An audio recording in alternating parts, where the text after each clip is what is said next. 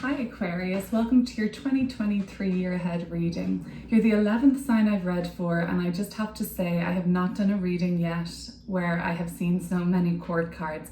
It's one after another, month after month.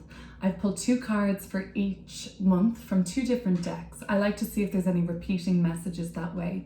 But all of these court cards, it's like this year is about you meeting people, meeting new people, meeting the right people. For some of you, just finding your soul tribe and your soul family. For some, it's going to be about being part of the community or creating community or a sense of belonging. But really, it feels very right, and you're learning so much this year from so many different people. Let's get right into it. So January, we're almost at the end of the month. We're into Aquarius season. Happy days. What I'm seeing though is that this lesson may have already been integrated or felt for you. For some of this, it will be the past tense, I guess, now in January 2023, the Hierophant and the Four of Pentacles. Both of these cards are really about embodiment, resources, earth sign energy, which is about building and conserving and planning and structuring. So this is a time in January where many people feel called to kind of envision maybe some sort of a structure going forward for 2023 or for a particular phase or plan. The Hierophant, we have keys here. This could have been a time of moving house. This could have been a time of a changing of keys or some sort of unlocking of something. For some, it will have been an unlocking of the heart space and an opening up.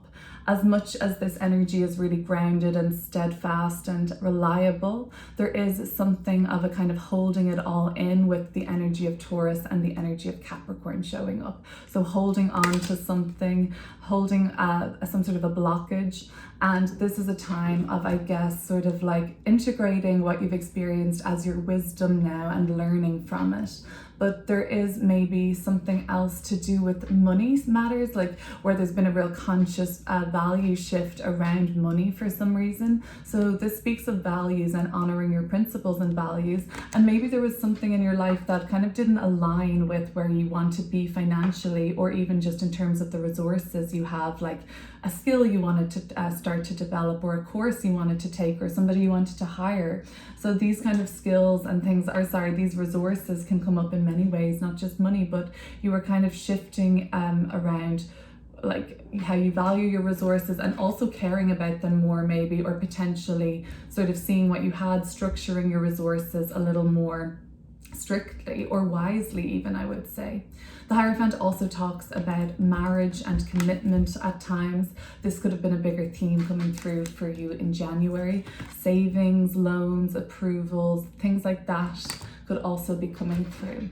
So in February, we get the first court card, really fast moving Knight of Wands. So this would tell me that it's a very highly motivated and kind of just a very purposefully directed approach that you're taking in February, and you know where you're going, you understand, you have a lot of motivation for this, a lot of drive, a lot of passion, and this could represent the sort of working stages of something that you are just all fired up and chomping at the bit to kind of go and move towards. At the same time, we have the Four of Swords, which is a call to rest. So maybe Aquarius, you've really kind of struck a great chord at this time on the balance between the need and desire to rest being met and the need and desire to hustle and kind of get out there in the world, and basically the balance of more masculine and feminine energies within us. You maybe have got that really down to a fine art. Maybe some of you will be balancing movement, travel, trips with rest and relaxation and restoration, or possibly just the energy of enlightenment with this fire and air sign energy, like a breakthrough in terms of your spiritual process. Spirituality and spirit would be more closest associated with this fire energy. So this fire energy is the sort of maybe hustle or motivation towards some sort of a breakthrough, maybe with a meditation practice you've been doing, and it's like, oh, you're really getting somewhere and really feeling the connection to your body. This could go in another way where you've been getting into practices that are really getting you in tune with your body. And I even really see that with that earthy Taurus energy and Capricorn energy in January too. And now it's all kind of really just nice and synced up for you, the mind, body, spirit, in the first couple of months of the year. So that's a really beneficial time, I think, to use the energy around the winter solstice that's passed on the Northern Hemisphere at least. So let's look at March. We have another court card coming through. This time it's a Knight of Cups with the Seven of Swords. So the Knight of Cups, this is a person, and possibly you or somebody you're dealing with. Doesn't necessarily have to be a water sign, but it could be somebody coming in that represents how you've been progressing with an emotional situation. And this emotional situation could come up in your romantic partnerships, your current, your kind of your current or your past, and even like many past kind of cycles I'm seeing with this. It's kind of like something that's coming up for to sort of see where you're on that journey at, like what stage are you at with this. So this could come up in the form of some sort of a lack of transparency or something not being completely clear. On the other side of that, March can be a very mystical, magical, romantic, and kind of like escapist month. So it's not really looking like a time for executing a mission, because the Knight of Cups, although they're ambitious, they're being blocked by the Seven of Swords, which to me just looks like a plan of action that's not really well thought through.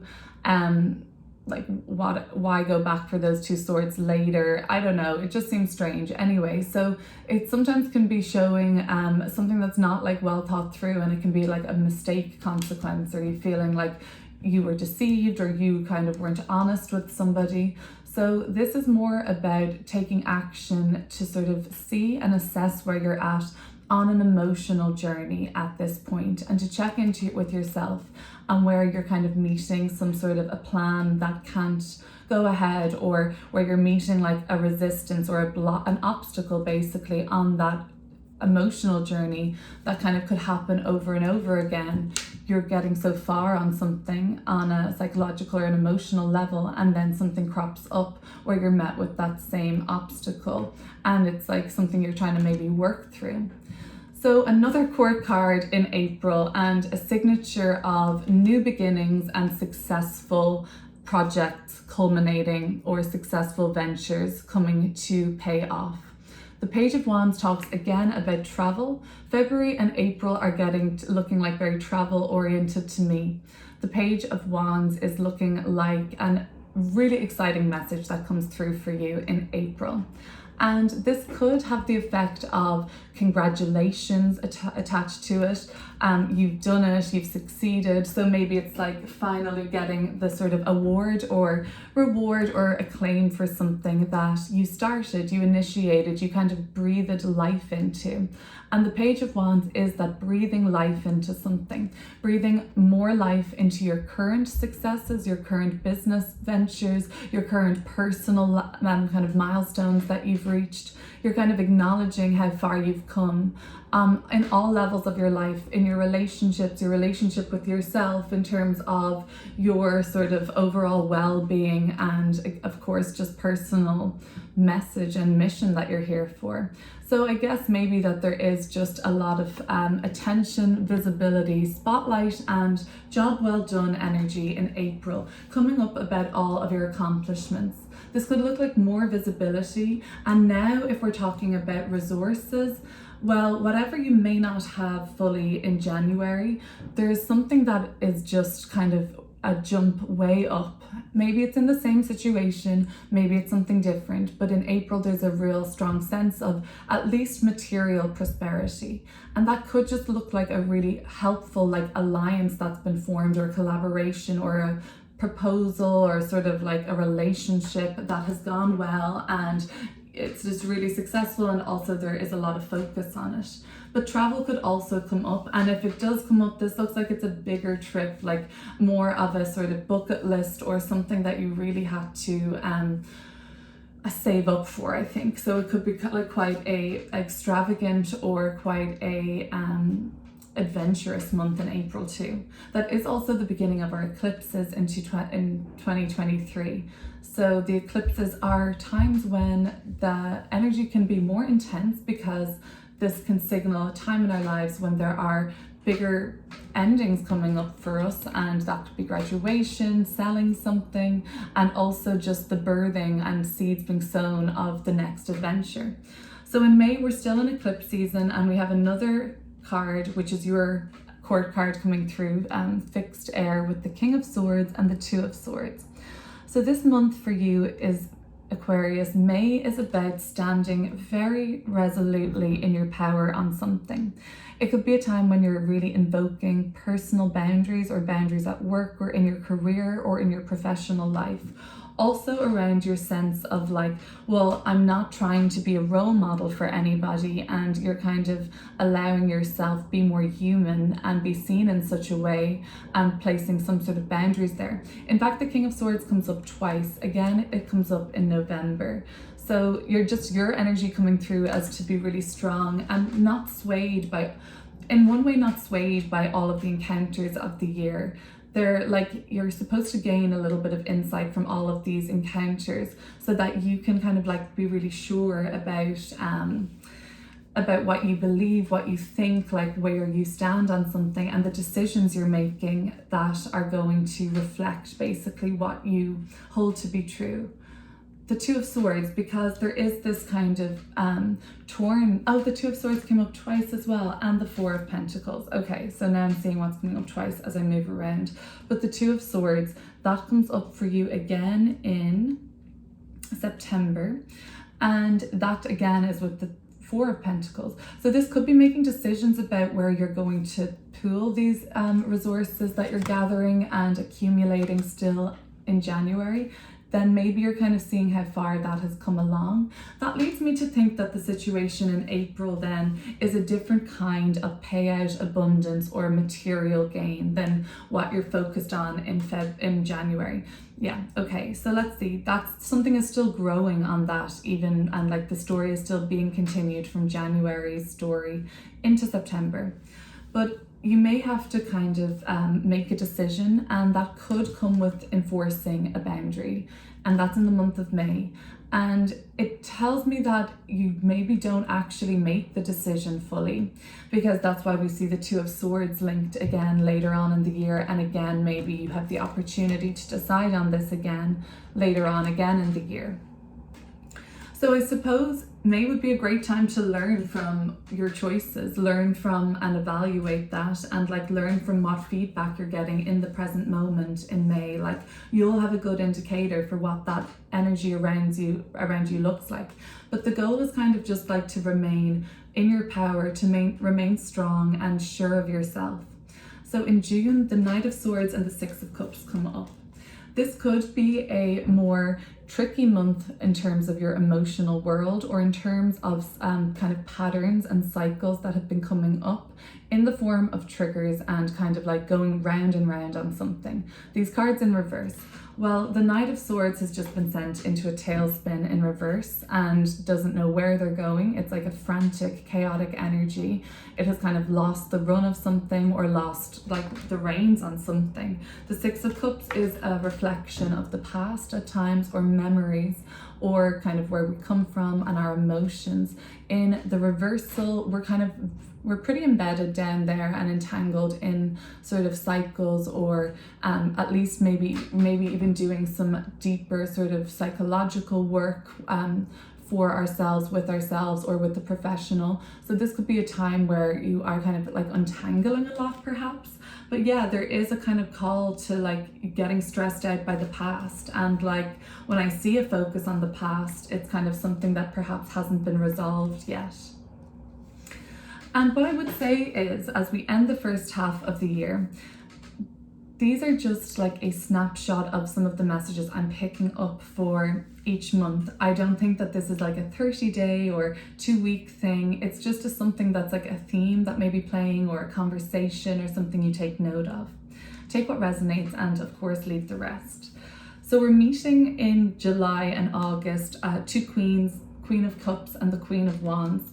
So it's lovely just to see the reflection now, coming away from more masculine energies into just the receptive, like, okay, now I get to sort of sit back and receive, and now I get to kind of enjoy some of the sort of challenges and obstacles you've been through.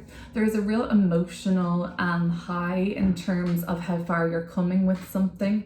I think it's the maturing there in July. Well, what do you know, in the water seasons, you know, as a water sign, I've got to admit, air sign seasons aren't the easiest for me compared to other seasons like earth sign seasons. I've got an earth moon, but the water sign seasons, in Pisces season in March, you're kind of like looking at where you meet an obstacle on your path towards sort of coming back to yourself fully on an emotional level, and some sort of restoration there or completeness. And the Queen of Cups is showing, like in Cancer season, then when we meet water again, and when the sun will move through a water sign again, it's kind of this, okay, so look how you've healed on that, and like look how far you've come again on that. And it's a real returning to home energy in July.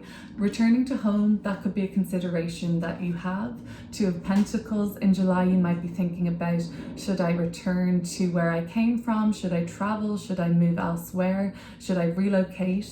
There is water here, so the theme of water coming up, like should I, maybe the trip would require like traveling overseas, like should I venture and do this? There's also just like a sort of tone of being more relaxed in yourself in July. The Two of Cups, Pentacles here, just to me seems like very like easy breezy, and the Queen of Cups is just in a very receptive position, so that anything that they want, in a sense, or it's more about their needs being met, and in a very easy way, because they're just attracting that to themselves basically. So let's see, yeah, and another emotional month in July, but it seems to be more about the like shedding and the happy tears, and the tears of like maybe relief and joy, or just understanding, or relief, or tears of like clarity or connection. So in the month of August, with our Queen of Wands coming through with the Devil energy, so this of course is getting into a sort of, I immediately thought like a wilder side of yourself. Of course, the Devil card is a part of the human experience, unless you're, you know, perhaps lived on top of a mountain and went straight into kind of like a very spiritual stage of evolutionary growth as a Tibetan monk of some sort, then maybe you would be able to resist the temptations and vices that are here on the earthly plane. So you're indulging in some of this in August. So this is kind of getting in touch with your wild side and exploring your dark side, actually becoming best friends with your dark side, walking hand in hand. And actually, I love the witches kind of vibe here with this black cat on the deck. It's kind of very much about like getting into the sort of wild or darker shadow, or possibly energies around the divine feminine. So this is a time about feeling more confident physically. This is a time about stepping further into your, I guess, magnetic power, and yeah, you feel confident. You know, it's coming from a really good place of self-love. So it's not the ego, it's just kind of like a soul desire on some level. With the Devil card, that's what makes me think of that depth there. But the Devil card is also, of course, a limitation. You know, everything has its limits, right? And, you know, too much of something that we deem to be would verge on an addiction or a coping mechanism, then that could be basically described as devil energy. It's like, okay, now it's going to be tough for you to break this cycle, you know, it's now you're going to really have to kind of like maybe, you know, endure getting away from something. So you're just finding another balance there. So you have the strength to, but I see this as quite a positive experience. Like I see this as like walking hand in hand with your shadow, befriending your demons, all those things we see, and becoming empowered by that. So that looks like a kind of very fun and intense, but yeah, that looks like an interesting month. So let's have a look at September, and we've seen these two cards before.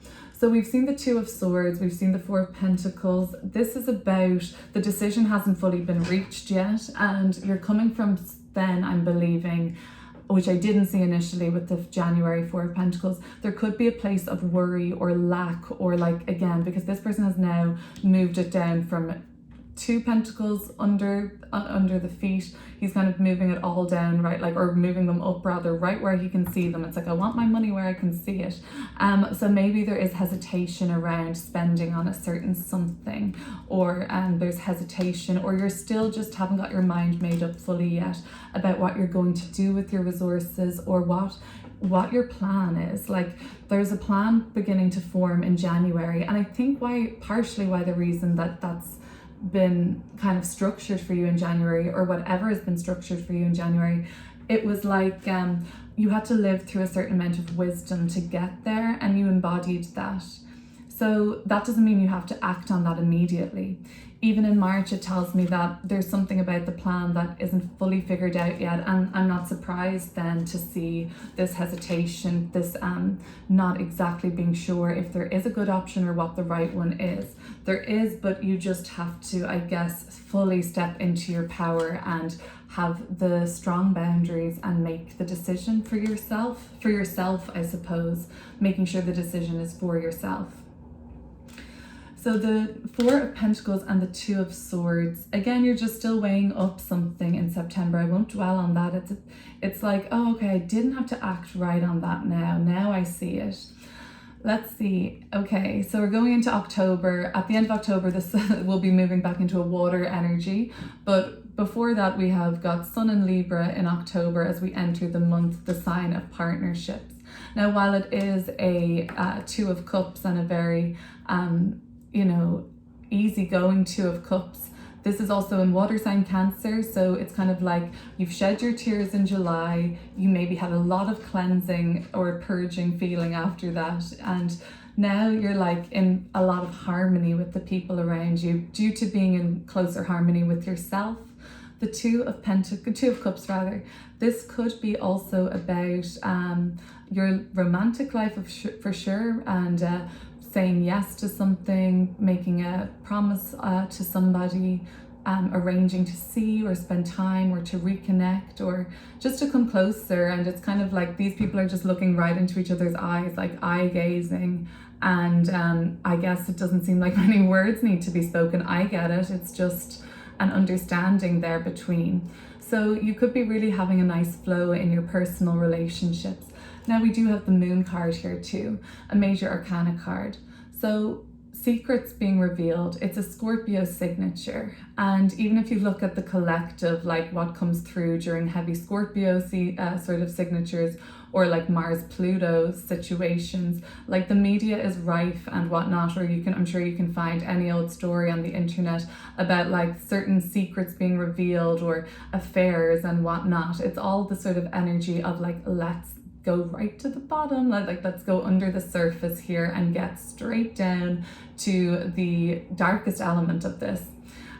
So the Moon card is that sort of unraveling of something. Again, I get a sense that this year for you, Aquarius, it is like walking on the wilder side a little bit more.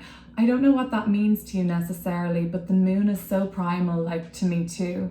And just some of like the goddesses associated with this card, it's very much about the duality of divine feminine energy and of course divine masculine energy, but like the duality of like walking on that wilder side to the sort of I guess other representations of the divine feminine. So that kind of comes through in this reading for me, and maybe that is welcome for you to have some time to explore that side of you. But it's fun to maybe explore that side of you within certain relationships maybe. But there is kind of like a breakthrough with the Moon card energy around like a lot of sort of seeing the underside of certain personal relationships of yours too, or the other side of it. But it's not necessarily daunting. It's kind of like intriguing to me. So the last couple of the months, we're in October, and at this point, any hesitation for you seems to be like it's turning into the blues at this point, because it's kind of like inaction, it's flumped, like I know when I sit down on the couch and I'll be like, okay, I have to do this, I'll go to the gym, I'll go and prepare something, I'll go to the store, I'll prepare some lunch. I just kind of get stuck sometimes, and I'm just then, you know, it's like the phone, like it's everything like that. So it's that kind of feeling of inertia, and then you lose your motivation and things like that. But I don't know if that's necessarily linked to just taking a fair or well-earned break and all of that, and like without even any explanation or excuse for that, just rest when you want to rest. But if it's kind of then engaging in something that like, you know, for me it would be like, well, jumping on my phone and like doom scrolling, I would call it. So anyway, that feeling of inertia, like when it will just turn to that if you're too careful on something, or if you don't just sort of trust in yourself enough. The King of Swords is here again, and it's like, okay, so you still maybe haven't fully made up your mind on this. You need to come to a decision on some level for yourself. And even if you don't have to do anything about it, there's a need to just kind of like define it in some way. And you don't have to express that. Like, I feel like there is just still a bit of a closed off energy. Maybe there's something Aquarius this year, like in building this community and finding all of these people coming through, because all of the court cards I listed were like, I kind of tried to see how that could be you embodying that energy versus how it could be like other people. But all these people coming in are teaching you about your self-confidence, they're teaching you about your boundaries, they're teaching you about your romantic style or your relationship with your inner child and all of this. Like, so it's, you know, it's all just being like one big mirror for you.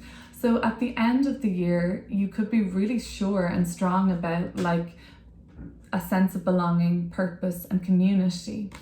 And that comes with some sort of a like, oh, well, that sucks because now I won't be able to do that thing I used to do, and or go to those places or see those people. And it doesn't really mean any of the above. That would just be another limitation. But I think you're just kind of breaking through on something maybe. In December, the 5 of Cups and the 3 of Pentacles. So the end of the year is some sort of what I was picking up from end of October, November into December. There's kind of like this sort of reevaluation of, so then what was the tribe before? Or do you leave a club, or a sort of book club gets cancelled?